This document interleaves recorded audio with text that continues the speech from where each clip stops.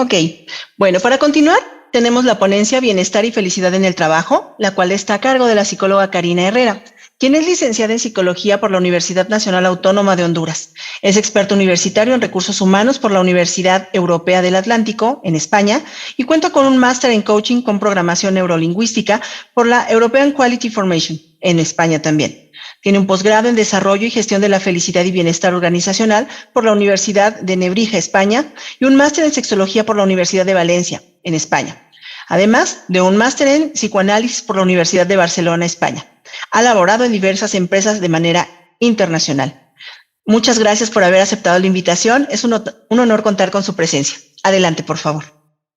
Bueno, buenos días a todos y muchas gracias por el espacio, por invitarme.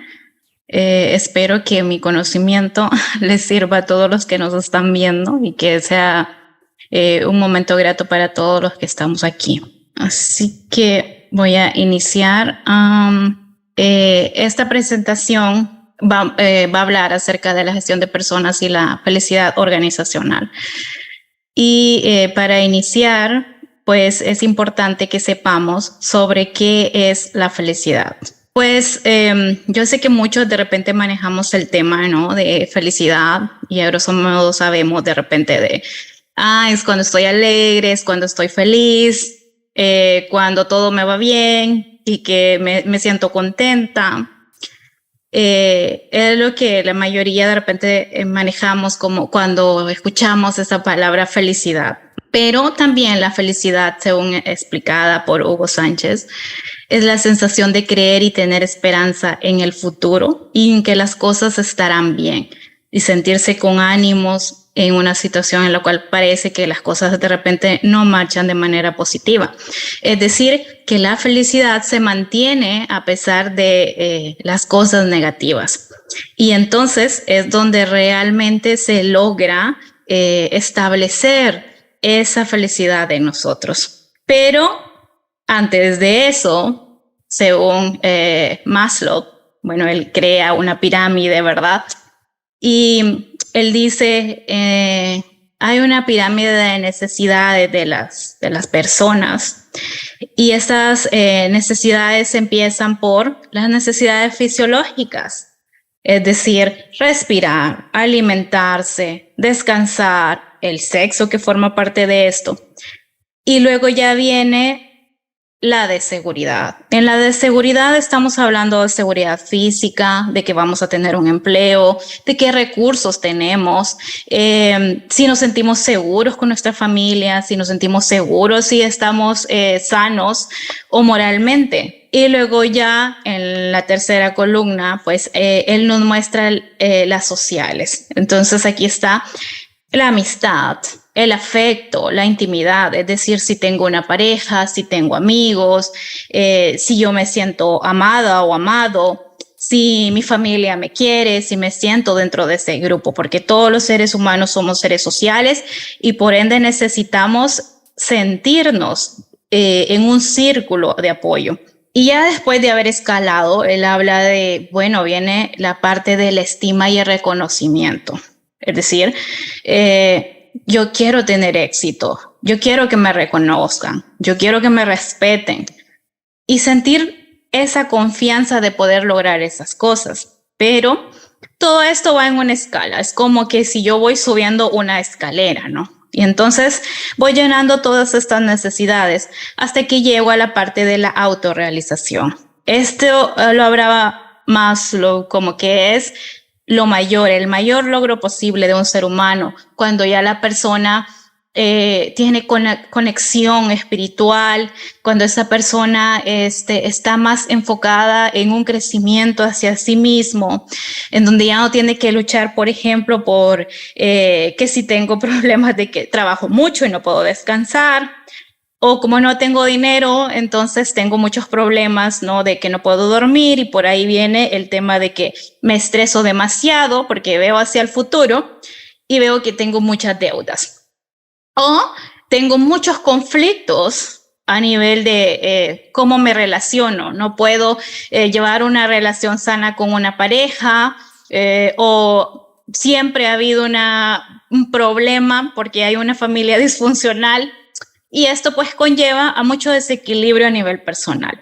Entonces, ¿qué sucede? Desde un inicio, yo creo que también los invito a reflexionar cómo están en estas escalas ustedes. Porque muchas veces una persona, por ejemplo, puede requerir buscar el éxito, pero sin haber trabajado todo ese sentimiento de seguridad o sin haber tenido o haber concluido la parte de las necesidades fisiológicas, y por ahí pues hay problemas también a nivel del cuerpo y vienen arrastrando todo esto. Y al final, pues, como ser individual, voy a tener problemas para relacionarme con los demás. Entonces, si yo tengo problemas para relacionarme con los demás, voy a crear un conflicto en donde yo vaya.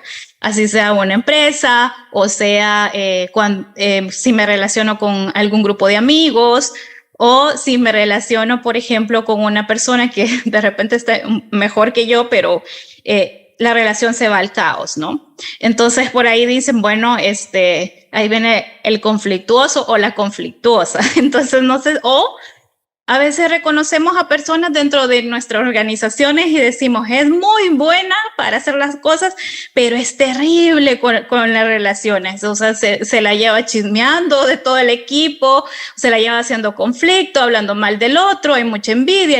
Esto es porque todavía esa persona está en esas fases que no ha llenado, ¿no? Y vamos a hablar un poco del modelo PERMA.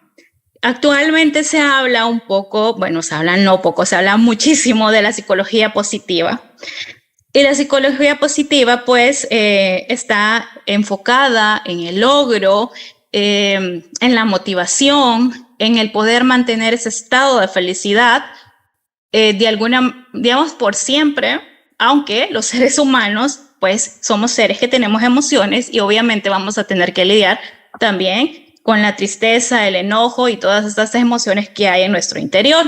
Entonces, PERMA, lo que significa cada palabra tiene un significado, positividad. ¿Qué quiere decir? Que yo necesito cultivar, ser positiva, aunque yo esté pasando un problema, pues yo necesito tener confianza en que ese problema se va a afianzar. Y aquí llevamos un poco hacia esa autorrealización, ¿no?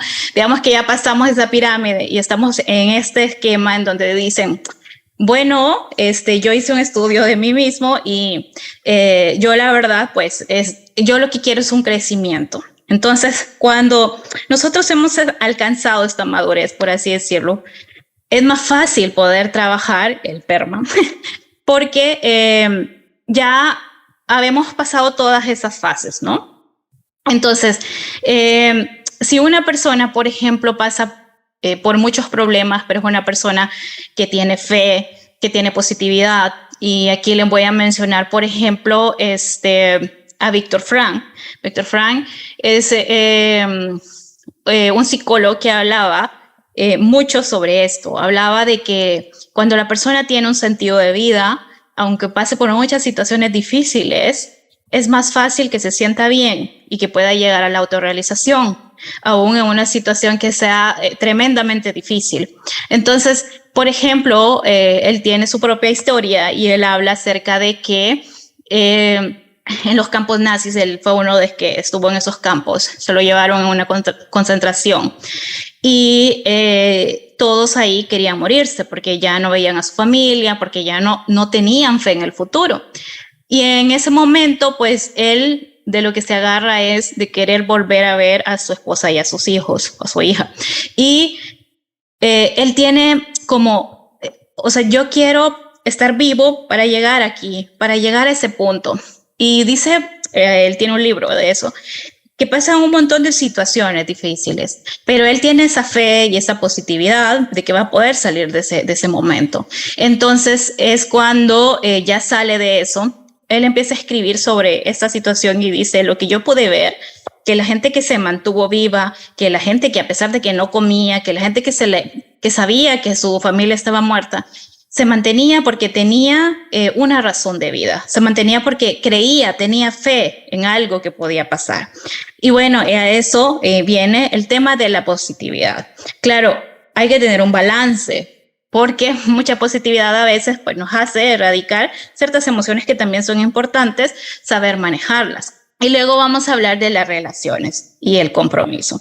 Aquí, este compromiso enfocado, por ejemplo, a la compañía, nos habla de que cuando esa persona se siente bien en una compañía, pues se siente compenetrado en la actividad de grupo, por ejemplo, pero también lo podemos hablar a nivel personal. A nivel personal, hablo de que si yo me siento, por ejemplo, si yo tengo una meta, yo me siento comprometida con esa meta.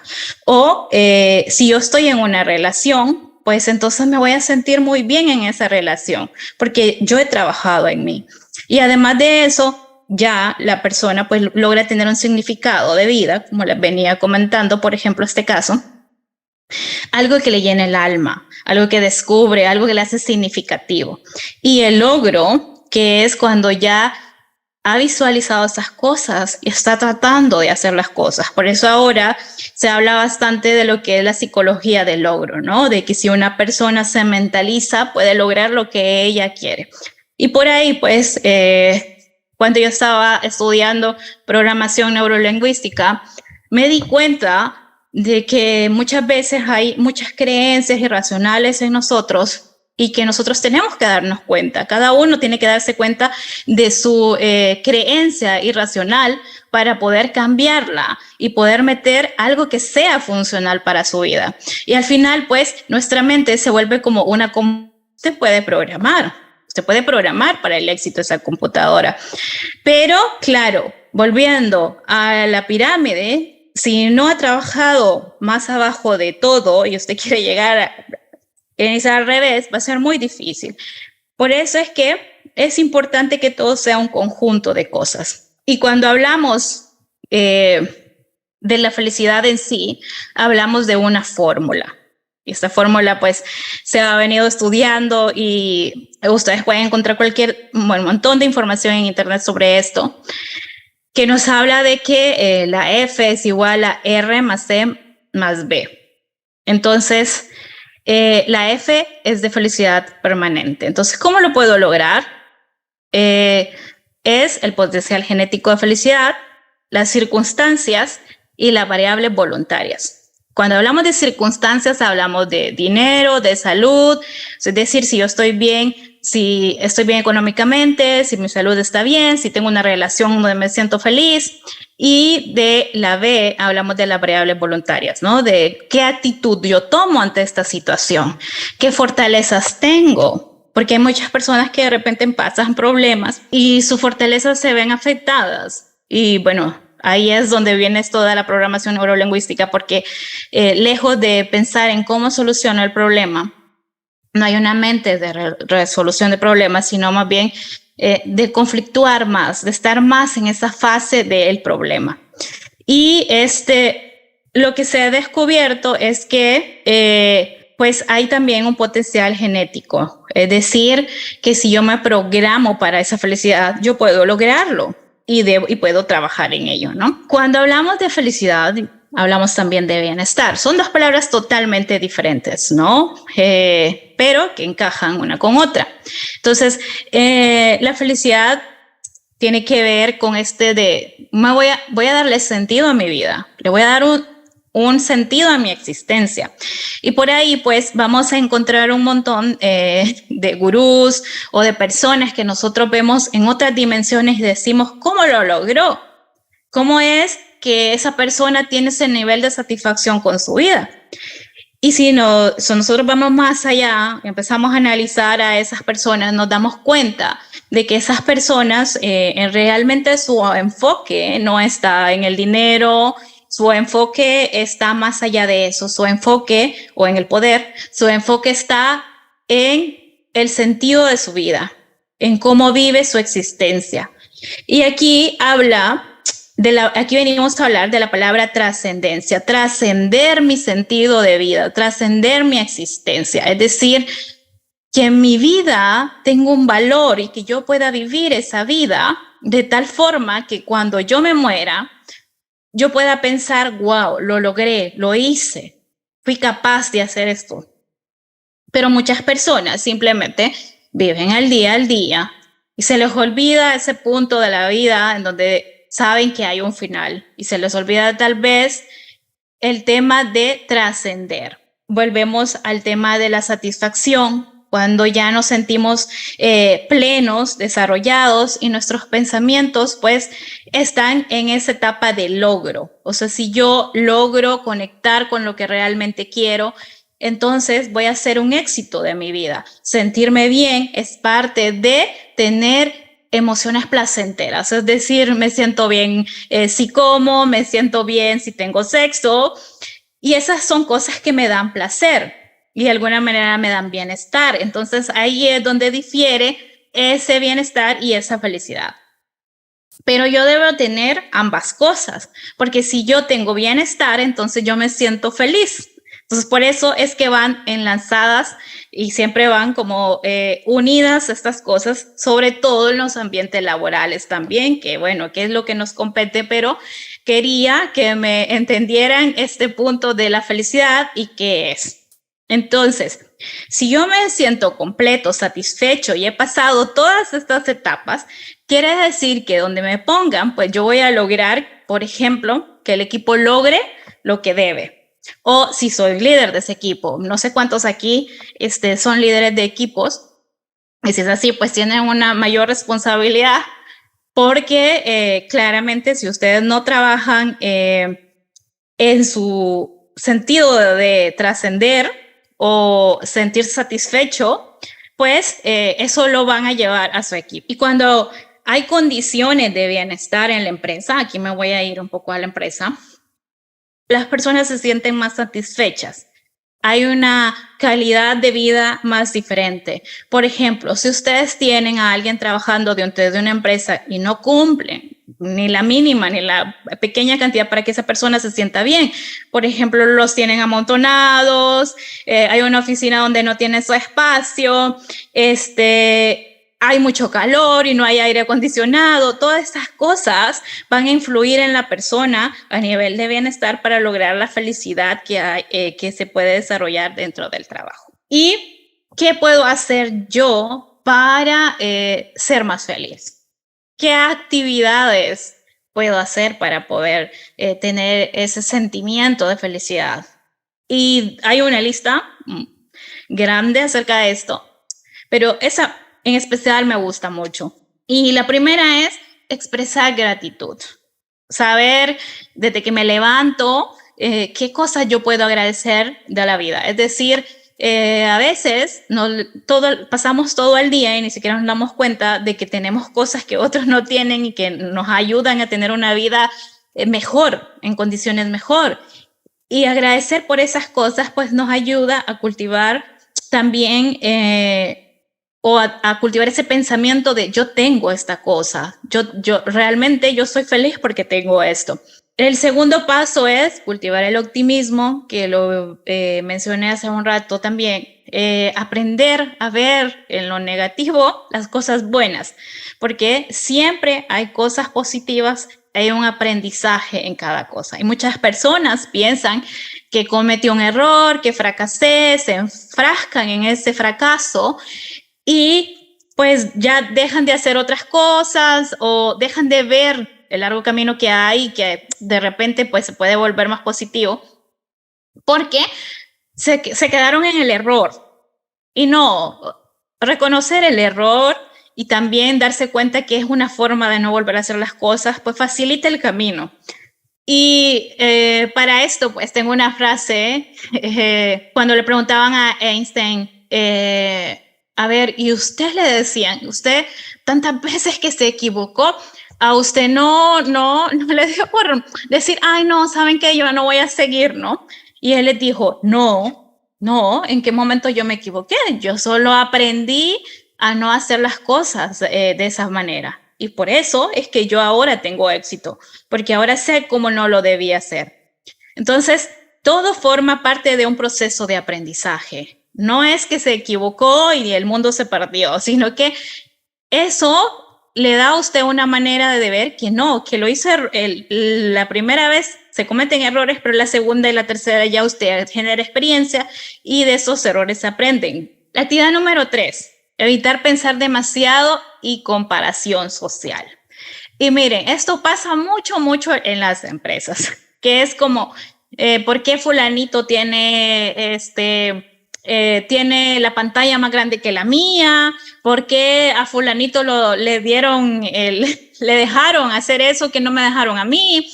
Y empiezan ese montón de comparaciones que al final pues solo nos lleva a generar un ambiente tóxico dentro de la empresa o dentro de las relaciones en donde ustedes se establezcan, porque si usted pasa constantemente comparándose con otras personas, siempre van a haber personas en mejor posición y en menor posición que usted. Y eso no significa ni que usted sea mejor, ni que sea peor que otra persona, simplemente que cada quien tiene su proceso.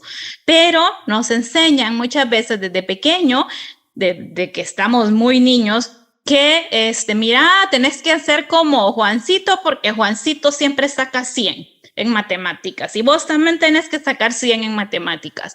Y tal vez el niño tiene una inteligencia más musical, pero no, el enfoque está en la parte del error, en la parte de dónde tenés que. Entonces, el niño empieza a tener esa comparación y a decir, yo no soy lo suficientemente bueno. Y eso nos pasa cuando somos adultos también, no cuando solo... No necesariamente solo cuando estamos niños, sino que cuando estamos adultos llevamos esas cosas en nosotros y las vamos arrastrando y nos enfrentamos a situaciones iguales. Y claro, ese tipo de situaciones pues solo nos lleva al negativismo. La número 4 es practicar la amabilidad. La número 5, cuidar las relaciones sociales.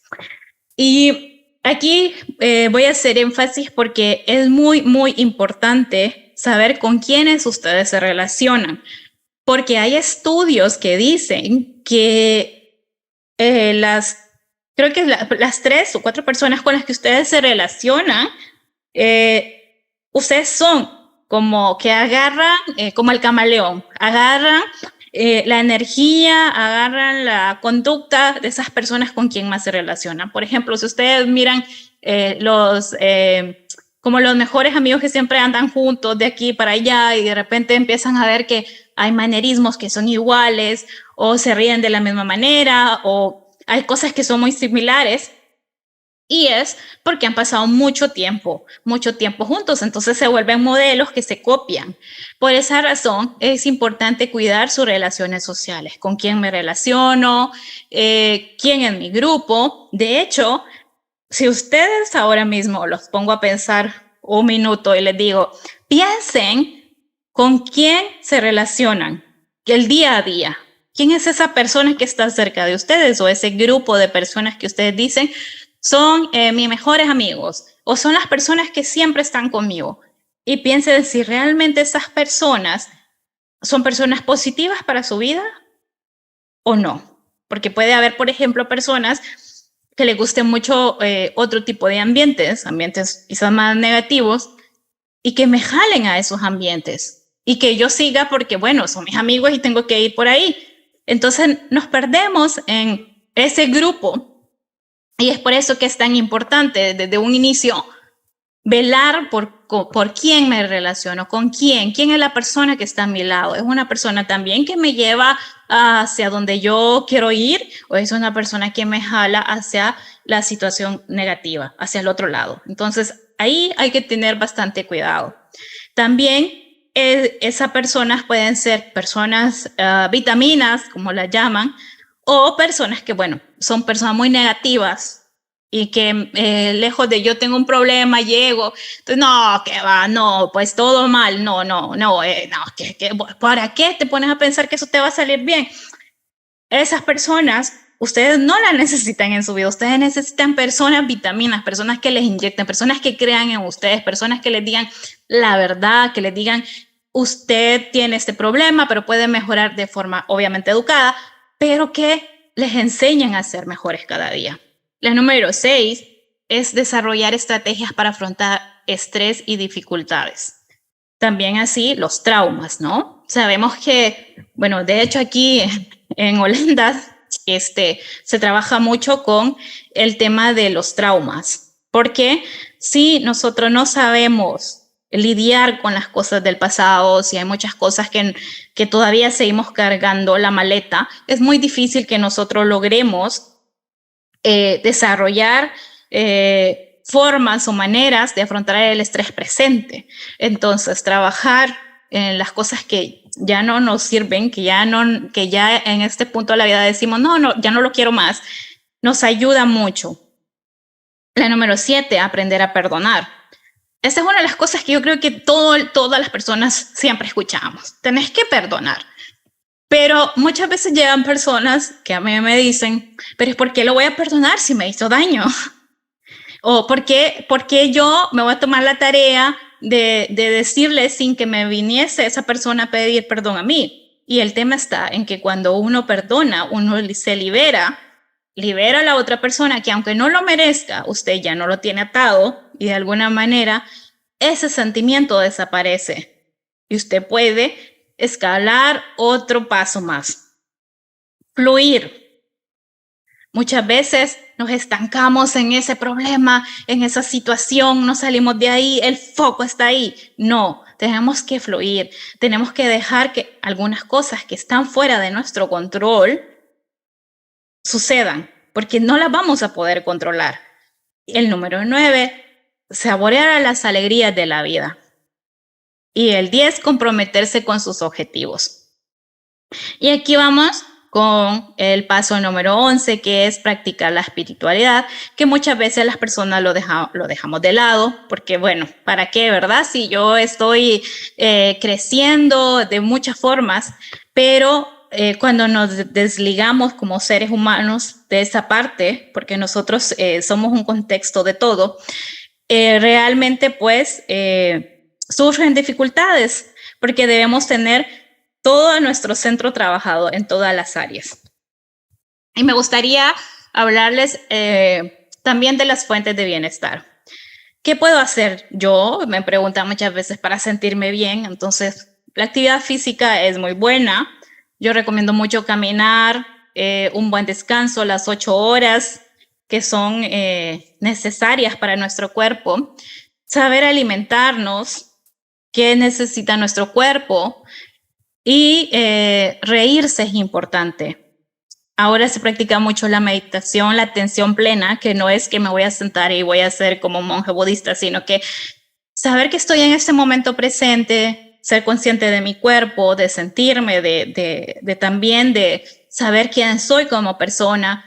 Y muchas veces esta atención plena me lleva a entender por qué mi cuerpo se enferma. Parece mentira, pero es realmente muy importante. Las pausas, estas pausas para descansar un poco la mente. Y aquí pues yo les digo a las personas que aprendan a respirar, porque parece mentira, pero muchas personas han pasado toda su vida sin saber cómo se respira realmente y ni siquiera se han dado una pausa para poder sentir el aire, poder inhalar y exhalar y poder sentir eso.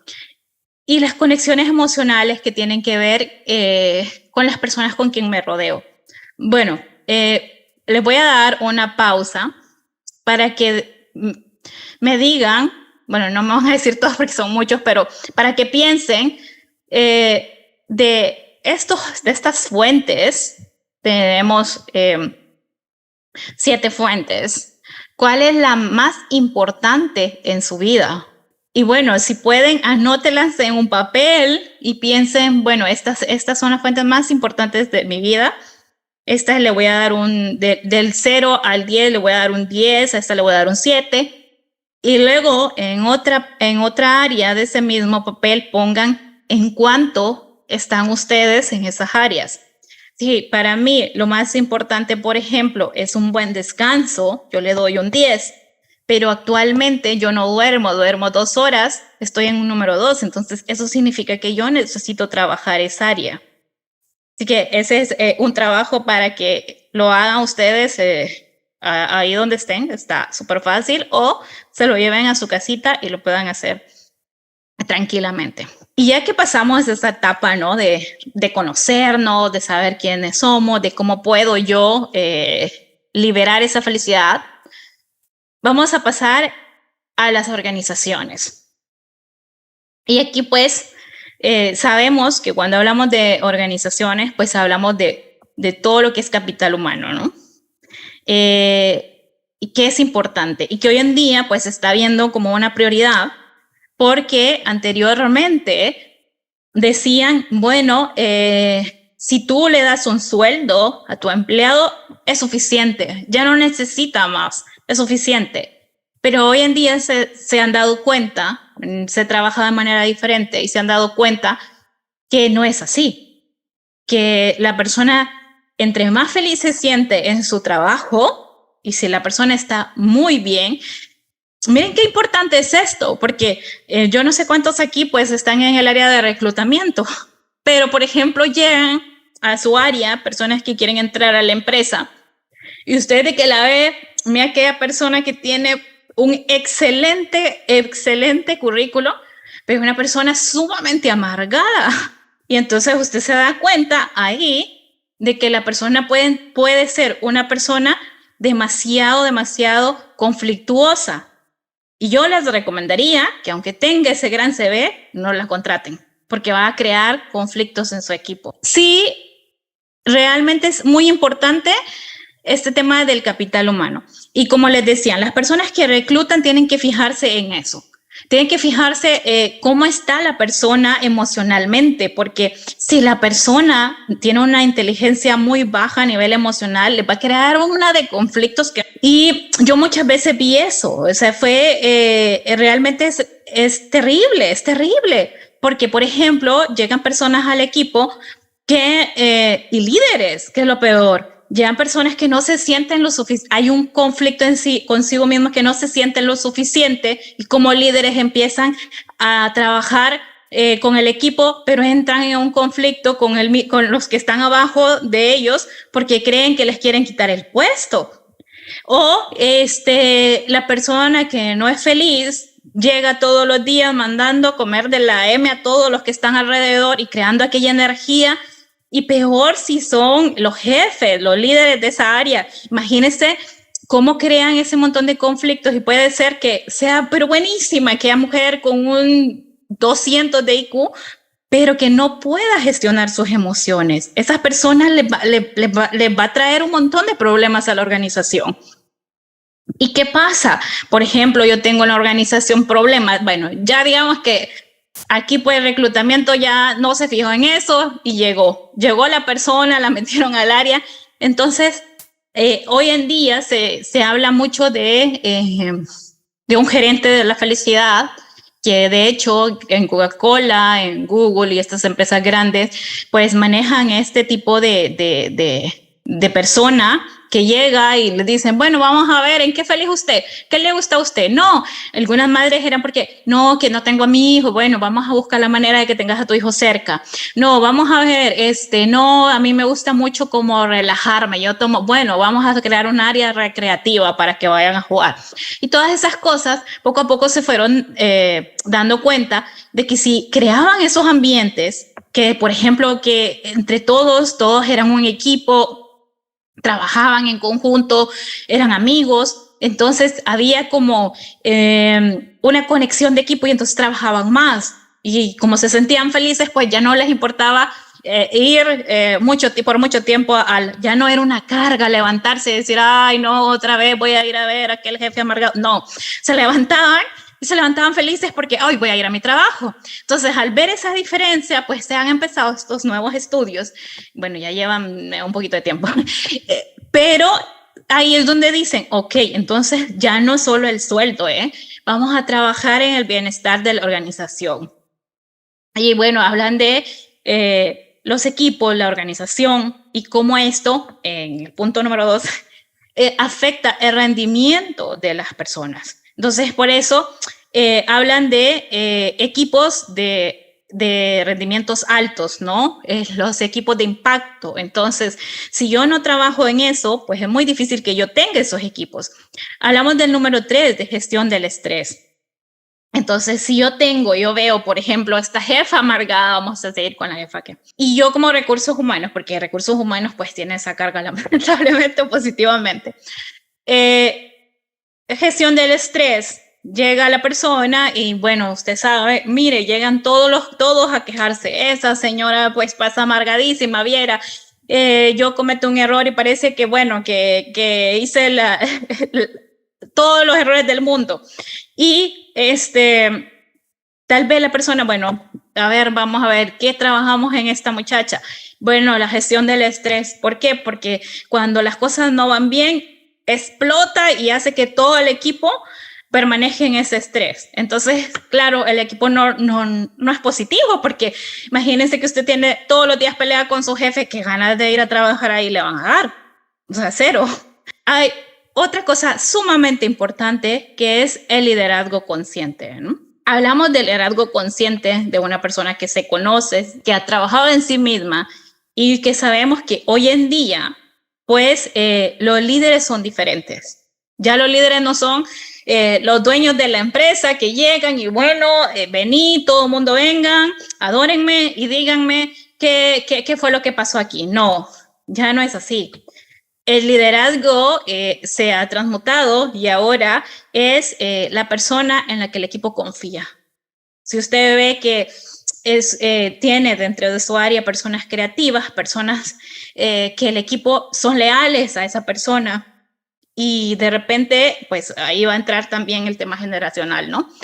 Pero hoy en día, pues por este tema de los millennials y los centennials, se trabaja de esa forma, porque aunque les dicen la generación de cristal, hay que cuidar a esas personas porque tienen mucha creatividad y en las empresas son necesarias.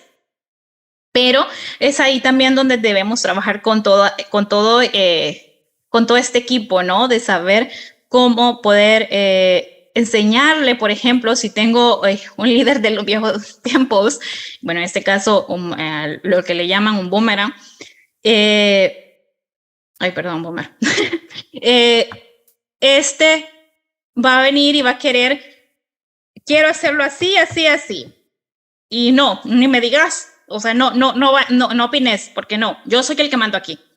Entonces, los que no están acostumbrados a eso se van a sentir, es un choque cultural. Imagínense usted que está acostumbrado, yo me acuerdo que en un tiempo yo estuve en una empresa que quería cambiar el ambiente laboral, pero todo el tiempo había sido así la dirección. Se hace lo que yo digo, o sea, lo que el jefe dice, eso es lo que se hace. Y empezaron a decir que no, que quieren contratar personas creativas, que vengan con otras ideas. Cuando empiezan a contratar, hay un choque increíble, porque estas personas quieren decir sus ideas, pero el jefe no los deja. Entonces, ¿cómo va a crecer la organización si no hay nadie que opine lejos de ella? Entonces, crea un ambiente de miedo en el área y se vuelve muy conflictuoso.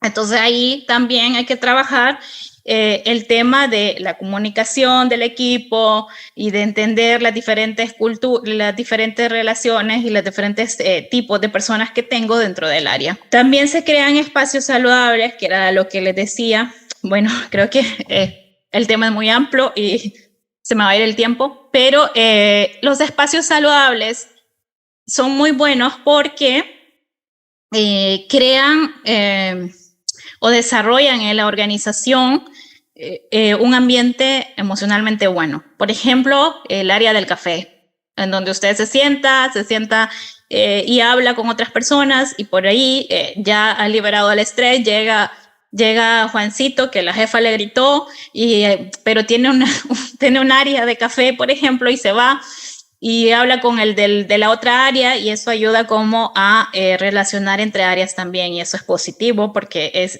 importante la intercomunicación entre la organización y todas las áreas que hay en la organización. Y al final, pues todo esto va a crear eso que llamamos felicidad organizacional, ¿no? Que es una cultura que hay que cultivar y que pues empieza con todos esos cambios. ¿Y qué queremos con esto? O sea, ¿cuál es la causa y cuál es el efecto? Aquí vamos a encontrar un montón de indicadores de efecto y qué resultados podemos obtener. Porque, bueno, viene el proceso de gestión y producción, la cultura y los valores, el liderazgo y la comunicación. Si yo empiezo a trabajar todo esto que les he mencionado en crear personas felices dentro de mi área. La producción va a ser mucho más amplia. Empezó a gestionar todas esas personas. Y es importante que también empiezan a reconocer qué cultura tienen y qué valores tienen como empresas. También si hay una buena comunicación entre el equipo y qué tipo de liderazgos tienen y con quién tienen esos liderazgos. O sea, si veo que el líder no me está sacando a flote el grupo, entonces hay que trabajar con ese líder porque tal vez no sea el adecuado para el área.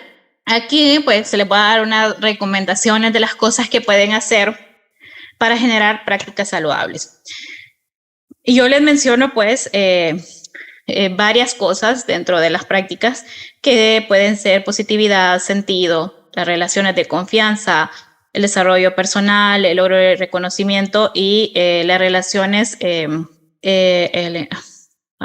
como el engranaje, ¿no? ¿Qué tipo de prácticas pueden hacer? Las descripciones de cargo.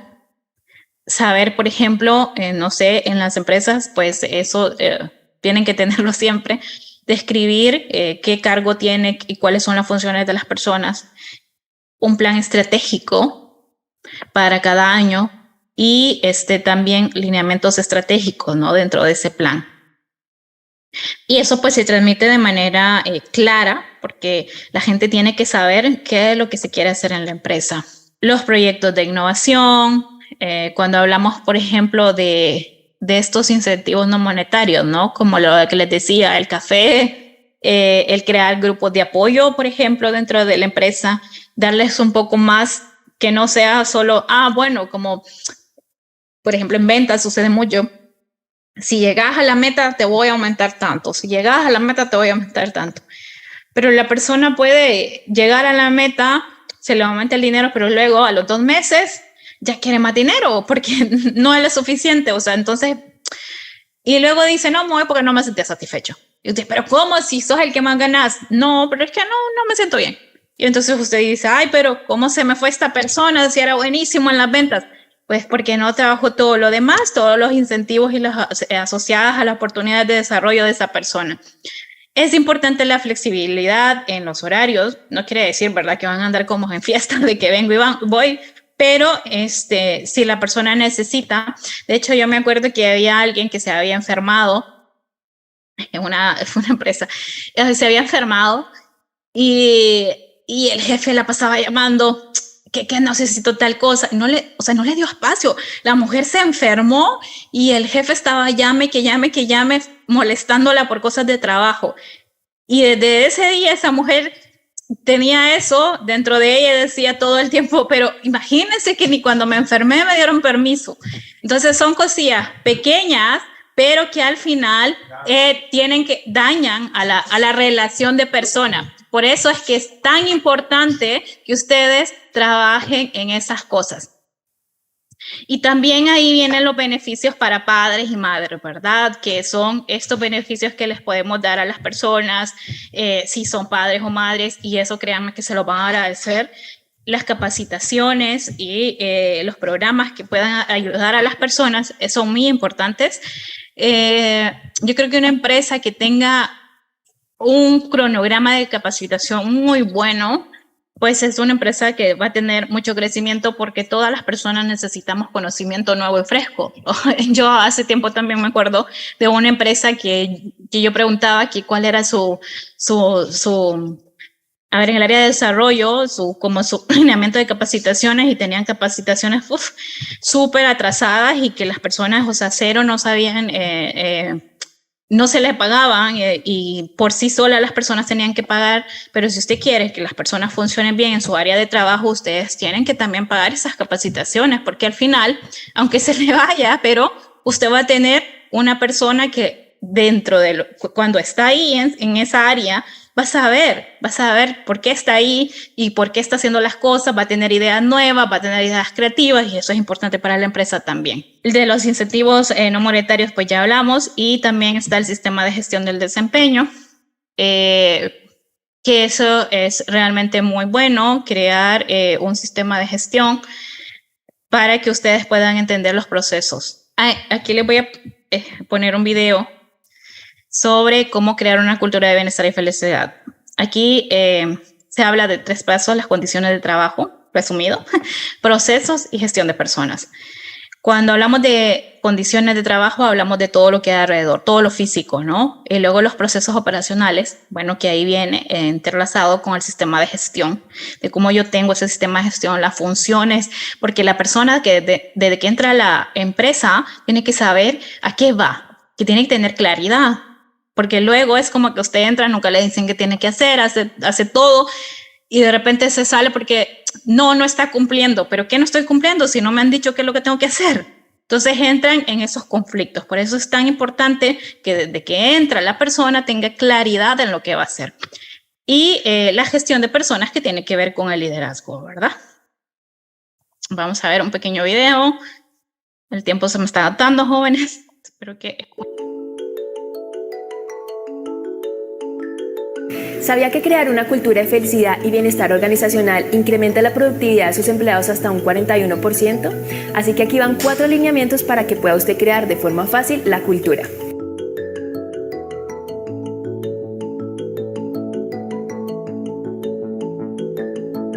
Número 1. Realice diagnósticos internos. Estos diagnósticos deben constar de entrevistas, grupos de enfoque y encuestas, pero pregúntele a la gente qué es lo que realmente está sucediendo para que lo pueda modificar. Y al final, tenga un plan de acción.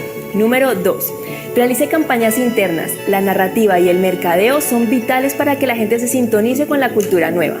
Número 3. Realice formación y talleres en habilidades blandas.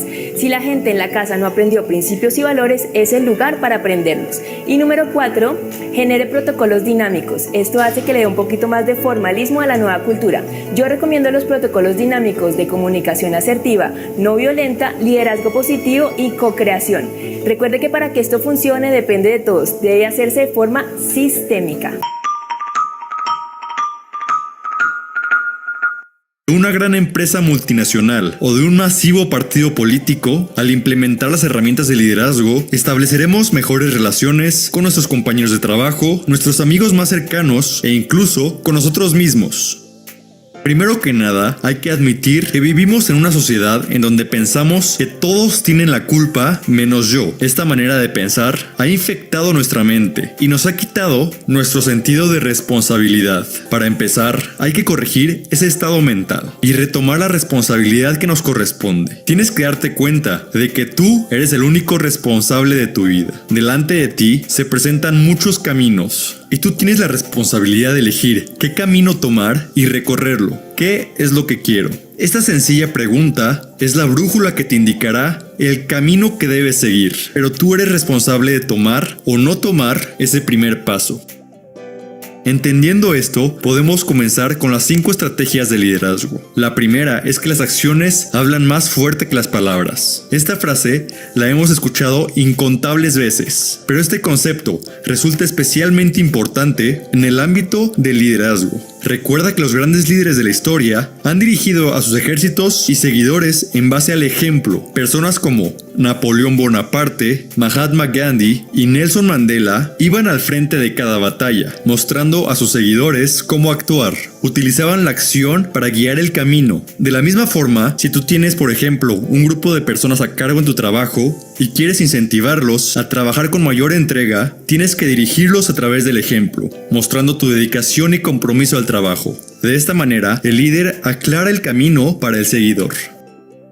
La segunda estrategia es saber corregir, es decir, aplaudir en público y corregir en privado. Tienes que estar consciente de que la gente se siente mal al ser expuesta enfrente de un grupo. Claro que como líder vas a tener que corregir una mala acción, pero se debe de hacer de manera correcta y privada. Aplicando esto a la vida real, si tienes problemas con tu pareja, no deberías de exponerlas enfrente de la familia y los amigos. Como un co-líder de la relación, tendrías que ir con tu pareja y explicarle el problema en privado. Tratar de solucionarlo entre ustedes e Incluso puedes utilizar un método llamado sándwich, en donde le dices algo positivo, luego el problema y acabas con otra nota positiva. Por ejemplo, si alguien en tu oficina llega constantemente tarde, lo buscas en privado y le comentas: estamos muy felices con tus resultados, pero tienes que empezar a llegar a tiempo a la oficina porque requerimos de tu excelente servicio desde temprano. De esta manera, el líder corrige el camino sin crear rupturas.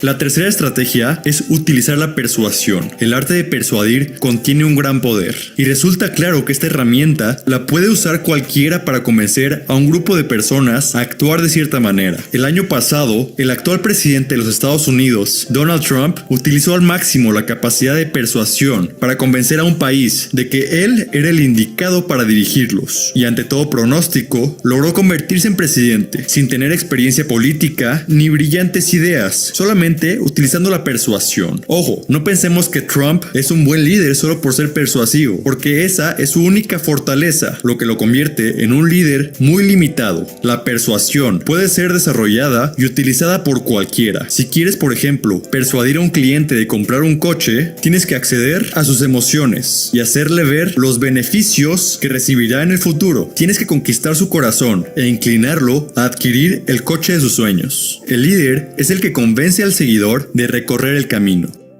La cuarta estrategia es la integridad. Un buen líder tiene que generarle confianza a sus seguidores. El liderazgo establece una relación entre líder y seguidor. Esta relación se mantiene intacta si está protegida por un escudo de confianza. Para esto, el líder tiene que recurrir a los valores más elevados del ser humano. Tienes que ser justo, ético y moral. Un buen líder guía a través de estos valores, mostrándole a sus seguidores que su relación se fundamenta en la confianza. Si quieres ser un gran líder, no solo tienes que demostrar tus excelentes capacidades técnicas, sino que aún más importante, tienes que demostrar que diriges a través de excelentes valores humanos. El líder es el responsable de proteger la relación con el seguidor.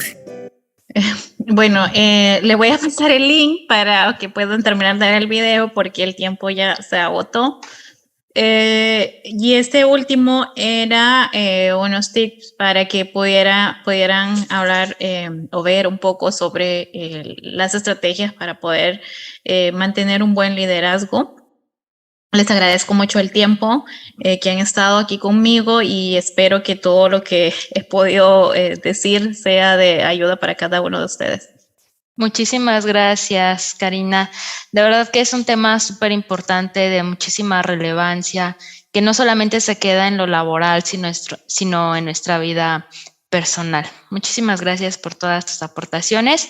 Desafortunadamente el tiempo nos consumió, este tema da para un congreso solo. Súper amplio, casi, ¿no? súper amplio, el tema es súper amplio. Sí, tuvimos muchos comentarios de felicitaciones, la verdad es que estuvo muy activo el chat, de verdad es que pudieron darse cuenta que estas situaciones tienen realmente una importancia grande, ¿no? Y pues, bueno, muchísimas gracias, Karina, por haber estado hoy con nosotros. Bueno, muchísimas gracias y bueno, yo siempre ofrezco estas charlas de bienestar y felicidad organizacional porque me parece un tema muy importante y pues aparte también soy psicóloga y trabajo mucho la psicología positiva y lo que tiene que ver con la programación neurolingüística. Entonces, cualquier cosa que necesiten me pueden encontrar igual en las redes como psicóloga Karina Herrera.